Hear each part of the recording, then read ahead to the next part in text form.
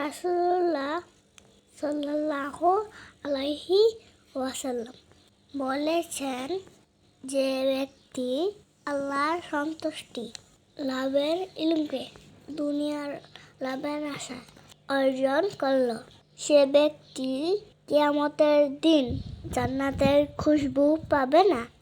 পবিত্র কোরআনে আল্লাহ তাআলা বলেছেন, নিশ্চয়ই আল্লাহ সেই সকল লোককে ভালোবাসেন যারা তার দিকে বেশি বেশি তাওবা করে এবং ভালোবাসেন তাদেরকে যারা বেশি বেশি পাক পবিত্র থাকেন।